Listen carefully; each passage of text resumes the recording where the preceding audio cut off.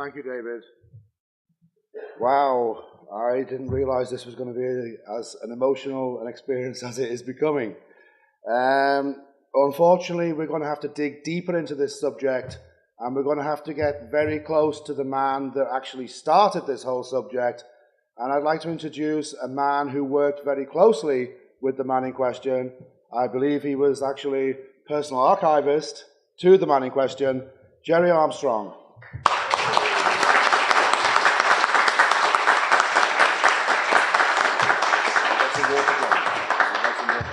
Yes, thanks.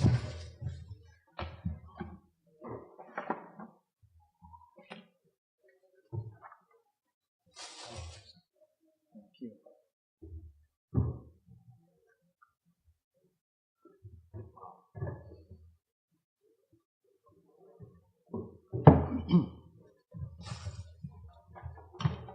I would like to thank the organizers, Pete, John, whoever else was involved.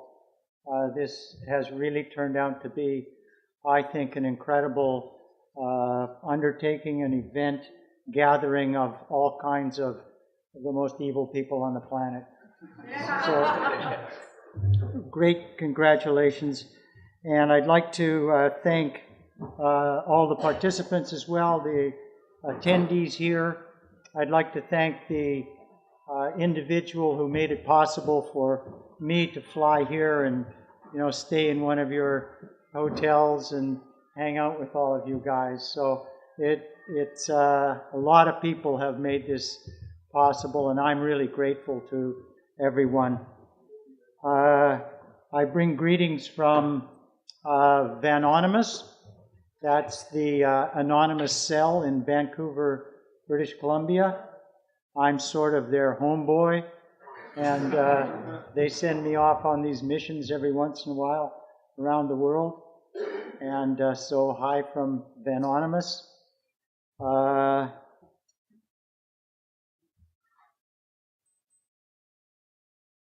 want to just mention my Irish connection, which I've learned about over the ages and sort of grew up with. I have a great-great-grandfather who sailed from Dublin in 1860 after the Great Famine and landed in British Columbia, and he got an MA here at Trinity College, and then he became the Archdeacon of the Diocese of British Columbia in the Anglican Church. So, a little war there, but nevertheless, and that's why I suppose I was raised in the Anglican Church. And I want to mention, where's Jamie? Not here? Okay. Yeah, I just wanted to mention that you never met your grandfather. Great-grandfather, I'm sorry. But I wanted to tell you that I met your great-grandfather, and I also met your great-great-grandfather, Harry Ross Hubbard. And I met your grandfather. And I don't think it was your parent, but I met one of his children as well. I visited your grandfather, Nibs, in Carson City in, 1981. And then I met him a number of times after that as well, as we both joined the fight against Scientology. So I know 5 generations of you guys. You're the best. Now, just a little housekeeping here. I have here some treasures.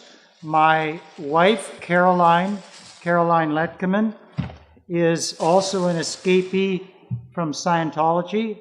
She was inside for 24 years, was a highly classed auditor, and left in, 1999, and really is one of the preeminent researchers and scholars.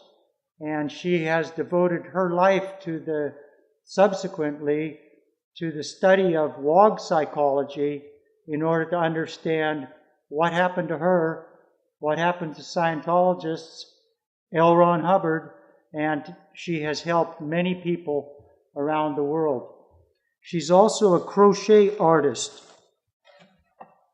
and she has created these little cards. I'll show you here. So it's a little 4-leaf clover crocheted onto these little cards with a little note from us. She made these little envelopes out of old calendars. So I'll pass these around. I think there's about 100 of them here, and there's probably 100 of you. So if anybody takes, more than one, suspect them of being in Scientology. And then, for all the speakers, she made these wonderful little crocheted Irish flags with a little 4-leaf clover on. Sure. Yeah. So, all the speakers will get one of those, so I'll just get rid of these now and pass them around, and yeah, here. And then I'll find all the speakers later, and I'll hand out their flags. I'll stick them in my pocket for now. And just one more little piece of trivia. This, as you all know, that's the Canadian flag. This is the flag of British Columbia, my province. And this is the flag of Chilliwack. This is the town that I was born in. And now, isn't that ironic? That is so ironic.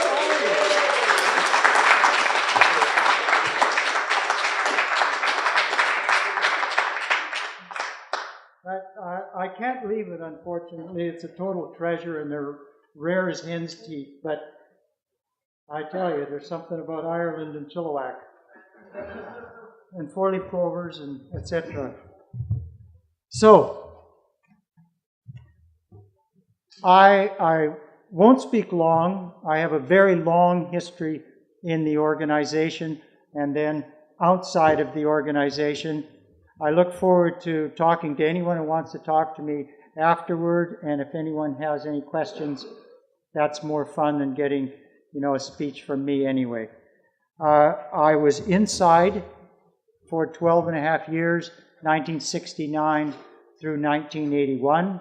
I got in when I was 22. I got out when I was 35. I held a number of sensitive and key positions inside. I was, like Sharon, on the ship. I was on the ship with L. Ron Hubbard, 1971 through 1975, and I was the legal officer on board. I was the public relations officer on board. I was the intelligence officer on board. And these are different times, but they all had to do with dealing with people outside off the ship. Customs, immigration, police, shore flaps. And John Dignan might appreciate this. My first year on board, I was called the ship's driver. So we had this little Fiat 500cc car that we would offload in ports, and then I would drive around the various ports and get supplies for the ship, or drive around people who needed it. And John got labeled a bus driver after he left, and the black PR on me was that I drove a car. And indeed, I did drive a car, but they omit all the other positions that I held. We left the ship. I was in intelligence in the Guardian's office briefly, Then I got busted because I was considered a security risk, and did little tasks for a while.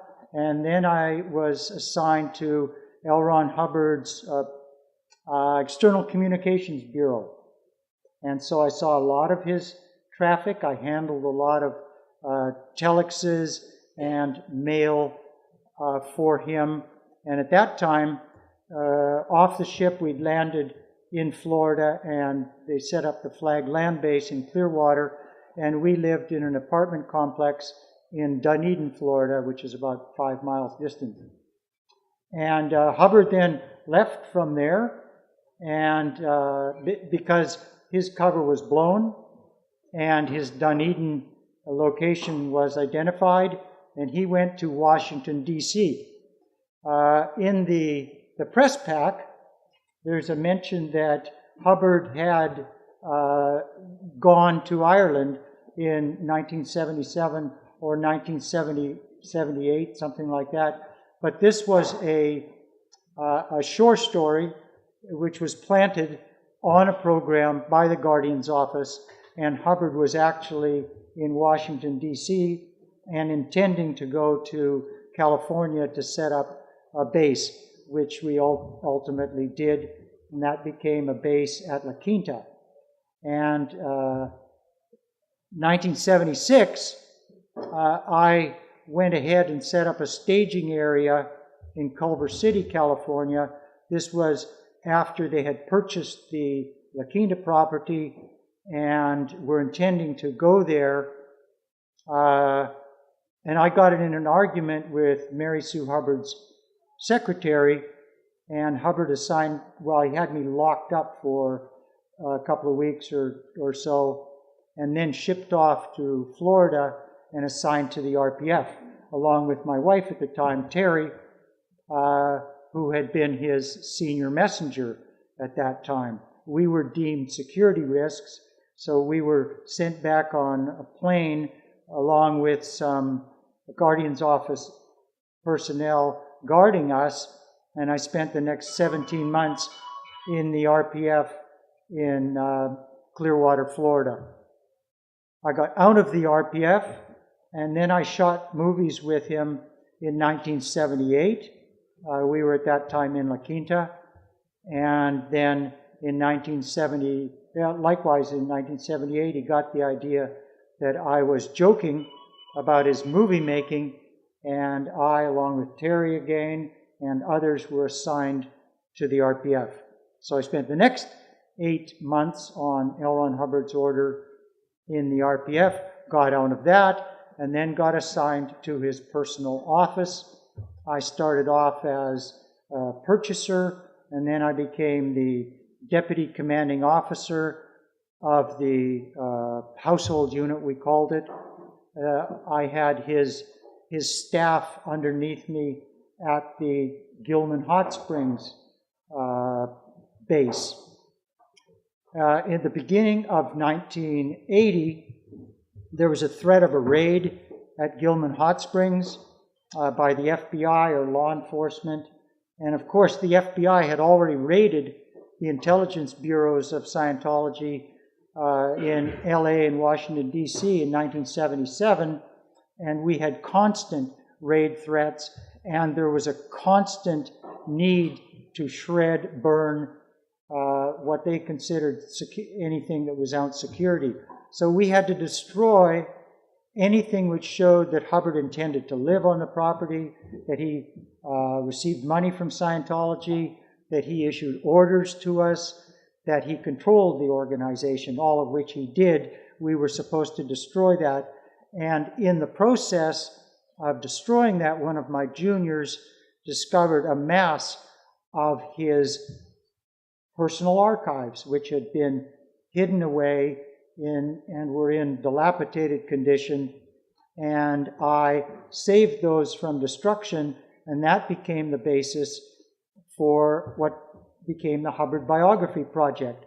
I petitioned Hubbard at the beginning of 1980 to do his research for his biography, and he approved the petition, and I spent the next 2 years assembling material from around the world, interviewing his living relatives that I could reach, Jamie's great-great-aunt and a great-great-uncle and, cousins of various kinds, and assembling this material and working with an outside writer by the name of Omar Garrison. And really, it was during that process of having possession of his material and studying it that I pretty well deprogrammed myself. So you had a deprogrammed Sea Org member inside the Sea Org, inside Scientology, with possession of this highly sensitive material, and reading more, assimilating it, and documenting for myself the lies that the guy had told about himself.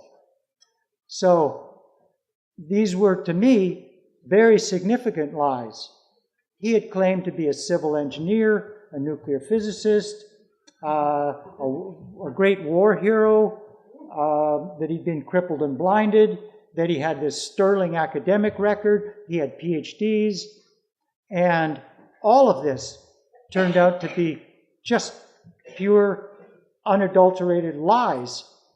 And so not only did I discover for myself that the guy was a horrendous liar, but also I had to confront the fact that he also lied about Scientology. And I knew by the time I left that this stuff does not work. There are no clears, there are no OTs. I was OT3 by this time, but I knew that I was not only no different from when I had gotten in, I had exactly the same problems and, deficiencies and, all the things that I came into Scientology with. But now, when I'm considering leaving, I know that I'm going to be a target. So it's far worse than when I actually got in. And that's indeed what happened. I left the organization. My wife and I, in order to leave, and Sharon mentioned this as well, they do lock people up. I had already been locked up. And in that mental state that I had at that time, I would have fought them. And I believe that them knowing what I possessed in my mind, they would have killed me. They would not have let me leave.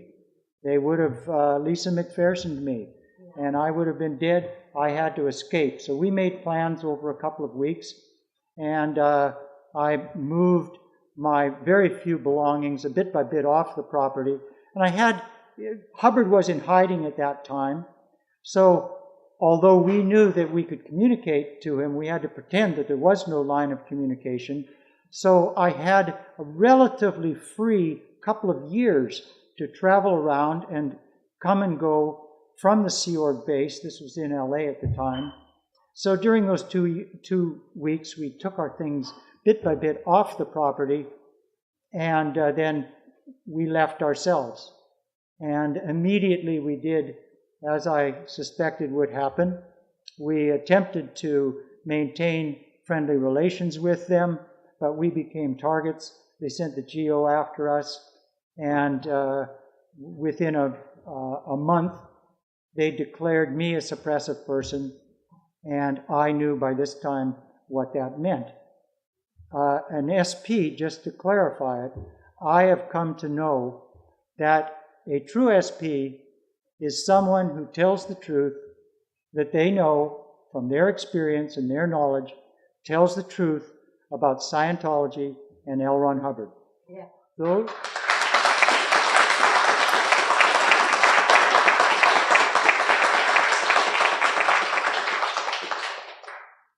and those are the things which Scientologists may not do. They are prohibited from doing that.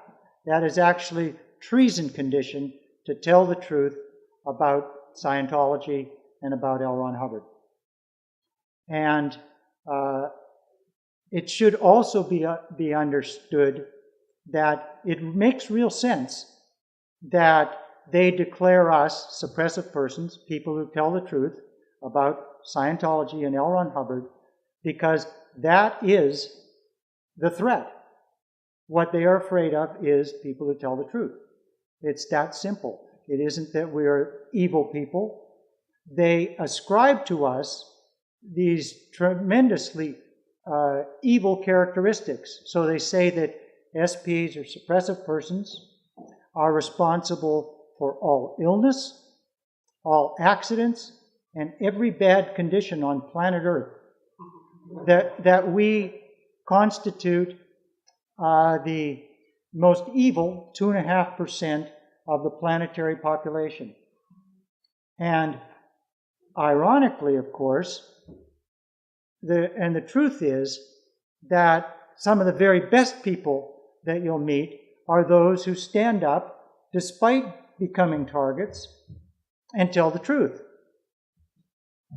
What they do to SPs, they call the treatment or handling of SPs, Hubbard called fair game. Fair game is a common English word meaning that someone is a legitimate target for attack and pursuit. And that's exactly what happens to an SP. What Scientology is doing now in order to water down what it really means to be a suppressive person is to declare themselves SPs when none of them are telling the truth about L. Ron Hubbard and about Scientology. So they make it appear as if, oh yeah, SPs, those are people you can't talk to anymore. Some Scientologists get told, yes, you can't talk to them. But other Scientologists get told, no, you fair game those people. And since I left the organization, I've been assaulted multiple times, driven into bodily with a car, messed around on a freeway in Southern California. And this was serious activity by PIs hired by the organization. Likewise, on an Autobahn in Germany, they have sued me 6 times, driven me into bankruptcy. They have attempted to have me prosecuted on false criminal charges in the States, and they try it with law enforcement up in Canada. They've tried in Russia, and they have disseminated, created and manufactured and disseminated a virtual mountain of black propaganda about me around the world. Black propaganda is Hubbard's term for the destruction of someone, their Sorry, that was fine. the destruction of somebody's credibility and essentially their relationships, their livelihood and their life with the constant rumor-mongering, outright lies, innuendo, and covert and overt about someone. And it is an extremely evil practice, and it is practiced by every Scientologist. You cannot be a Scientologist and not go along with the party line about some SP.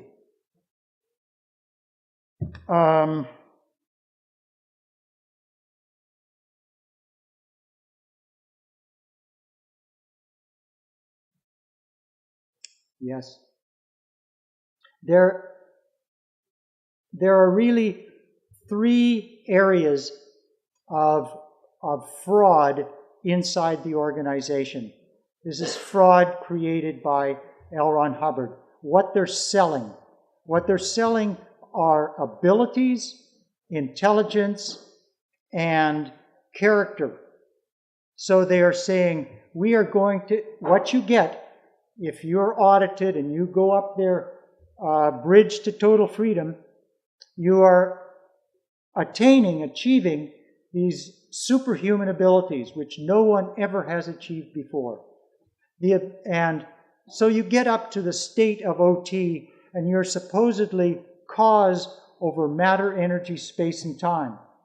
Now, I was not an educated kid, but I was a smart kid, so I understood that. I was smart enough to understand what he was saying. I understood what it meant to be at cause over matter, energy, space, and time. It is a false promise. I understood when Hubbard said that your IQ would go up a point per hour of auditing on average. And I've pointed out to people across the world that I've had over 1,000 hours of auditing. But it really, the Scientology system not only does not make you smarter, it renders you more ignorant. Because you cannot develop your mind. You cannot do the things which are necessary to assimilate real knowledge. And the other thing is character. What they're selling is this idea that along with these increased abilities and along with this increased intelligence, your character is improving. You're becoming a more ethical being, and therefore you're not going to become an evil genius. You're going to become an ethical genius. And that also is completely untrue. It is destructive of character. Scientology is not the most ethical organization on the planet. It is one of the most unethical organizations on the planet, and Scientologists as a group and individuals are not ethical, and they cannot be ethical. It destroys character. And those are the three things that it's selling, and it's fraud.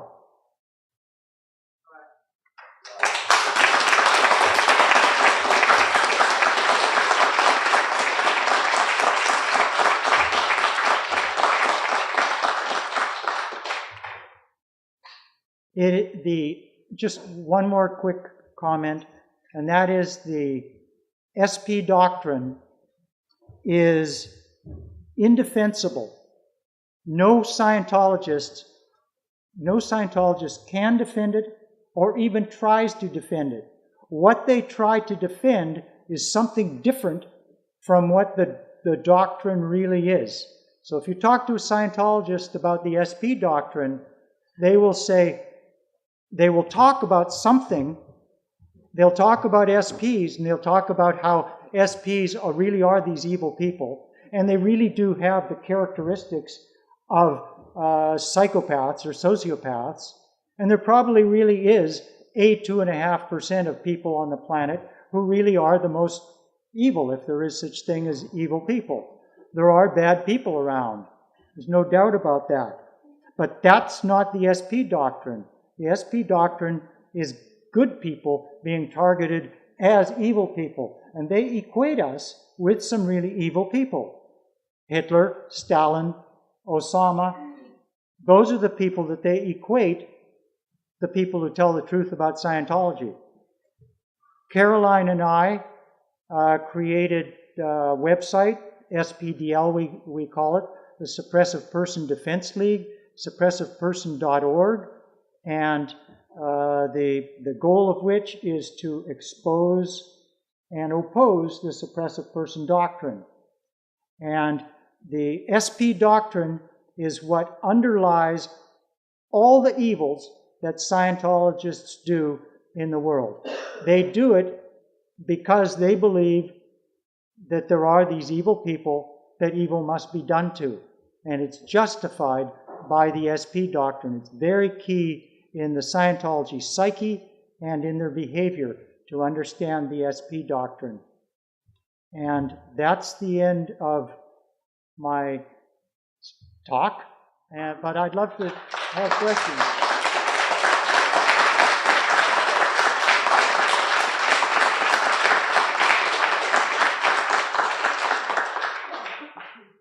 Yes. First of all, I'd like to salute you as a hero and as a person who has led the way historically, that you have suffered nearly martyrdom for freedom, and for those of us who have been struggling with this group at very small level compared to you, just want to salute you and welcome you to this island of which your relatives came in the 19th century. And I just wanted to ask you, as someone has been at the center of this. I was born in South Africa. As you know, one of the projects that L. Ron Hubbard had was to use the nationalist party of South Africa, which is an apartheid model. Then he moved on to Rhodesia, hoping to use that. Did he have a kind of a model of setting up a kind of a Scientology state? We noticed in the discussion of Corfu, did he come to Ireland actually to make us a little colony? Was he looking for that place, which ultimately he couldn't find on the ship either, to become a state of Scientology so that he could clear the planet from an actual, like Israel, I think was another place that he had in mind, just to get your understanding of that? Yes, he definitely did, and thanks for your very kind words, Mike. Yeah, and I was involved in his effort to take over Morocco. So he sought, this was the Apollo in the very early 70s, and he sought to introduce the e-meter in Morocco and to sect check the military and the intelligence on behalf of King Hassan II at the time, and ingratiate himself and make that a safe base for Scientology. But he did, and we all talked about it, which was going to be the first clear country, we talked about clear cities and clear countries and a clear planet. And I believe that this was a constant effort and goal on his part. So we needed safe ports to operate in, safe countries, and a safe planet. So you're absolutely right. He created, as you know, a constitution, right, for Rhodesia. So he was attempting to make himself invaluable in a number of countries at different times for that purpose of taking over and getting them all clear.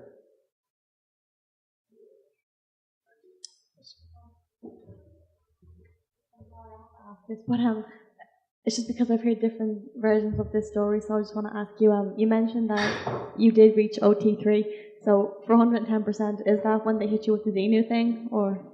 Yes. For definitely, yeah. Yes, I think I understood what you said there about the Xenu story, right? That actual 110% actual doctrine, like proper, at that level? Yeah, yes, absolutely. What has been published on the internet is accurate. You can read the bigger story, Revolt in the Stars. That's the novel, and it's online, that Hubbard wrote, which expands the OT3 story. It does not provide the auditing steps which you go through on OT3. What South Park did is extremely accurate.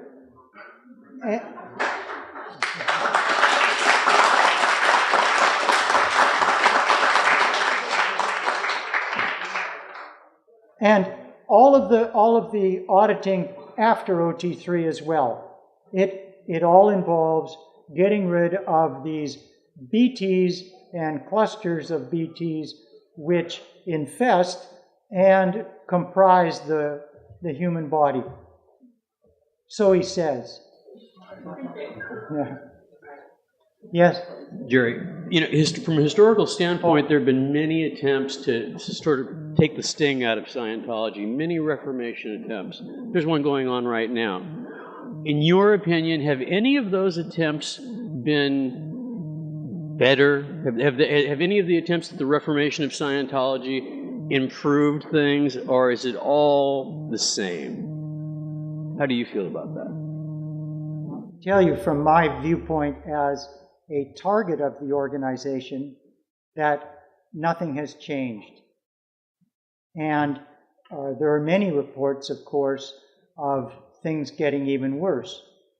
Now, they have more money, so in a sense, conditions, cosmetically at least, for staff and Sea Org members at times are probably better. People at the top get substantial bonuses. And that's not what I'm asking. I'm not asking about the corporate Scientology. I'm asking about the other groups, the splinter groups that have split away from Scientology and attempted to use the tech of L. Ron Hubbard on their own outside of the Church of Scientology, corporate structure. Do you see any validity in those groups? no, and the reason is because they all embrace the SP doctrine. That's the key. When they say, no, we do not. The SP doctrine is what makes Scientology a hate group. It makes them a totalitarian group. And it creates that tremendous irrationality in the mind of every Scientologist. As soon as you embrace that someone who's telling the truth about, my subject and the founder of this thing, that they are evil and are to be destroyed. Remember Tom Cruise saying, right, a world without SPs, this was a great thing for him. He wanted to, wouldn't that be wonderful when nobody in the world any longer tells any truth about L. Ron Hubbard and Scientology? Yeah. So I've never met a Scientologist yet who did not embrace the SP doctrine. And it must be remembered that in the various factions, and the one that stands out right now, of course, is the Marty Rathbun, Mike Rinder faction, and then there's the David Miscavige faction. They all embrace the SP doctrine. And also remember that if you're a cook in corporate Scientology, you're not declaring people SP. You're not disconnecting. You're not executing fair game against them. That is for other people to do, but you support it. Same thing on the outside. So, in a sense, corporate Scientology has outsourced some of the attacks on WOGs, SPs such as myself, to the splinter group, the independent Scientologists. So you don't see corporate Scientologists right now black PRing Gerry Armstrong. That's not visible. That's been taken over by Marty and his gang. Yeah.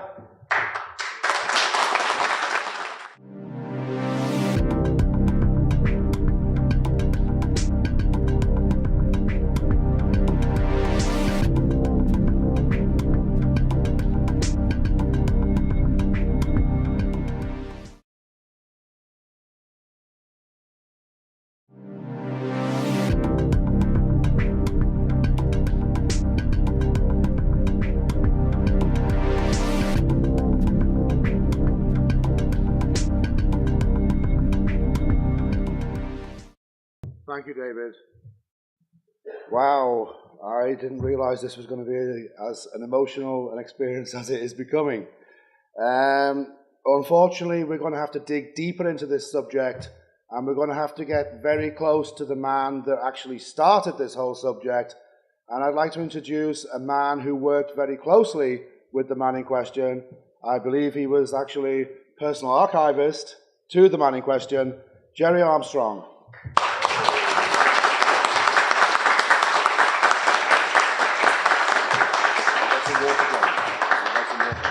Yes, thanks.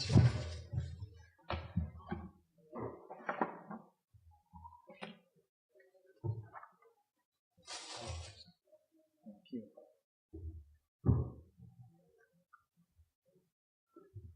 You're the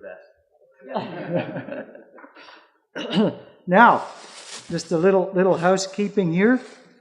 I have here some treasures. My wife, Caroline Letkeman, is also an escapee from Scientology. She was inside for 24 years, was a highly classed auditor, and left in, I guess, 1999, and really is one of the preeminent researchers and scholars and she has devoted her life subsequently to the study of WOG psychology in order to understand what happened to her, what happened to Scientologists, L. Ron Hubbard, and she has helped many people around the world. She's also a crochet artist, and she has created these little cards. I was raised in the Anglican Church. And I want to mention, where's Jamie? Not here? Okay. Yeah, I just wanted to mention that you never met your grandfather. Great-grandfather, I'm sorry. But I wanted to tell you that I met your great-grandfather, and I also met your great-great-grandfather, Harry Ross Hubbard. And I met your grandfather. And I don't think it was your parent, but I met one of his children as well. I visited your grandfather, Nibs, in Carson City in, I guess, 1981. And then I met him a number of times after that as well, as we both joined the fight against Scientology. So I know 5 generations of you guys.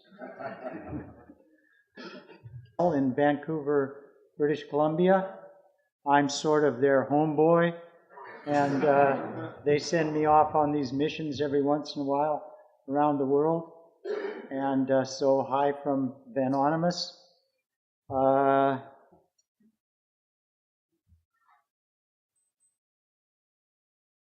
I want to just mention my Irish connection, which I've learned about over the ages and sort of grew up with.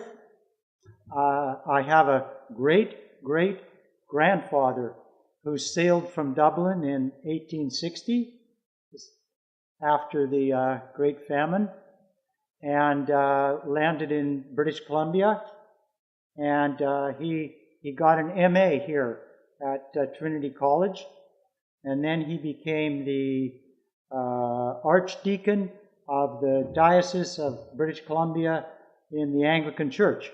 So, a little war there, but nevertheless, and that's why I suppose I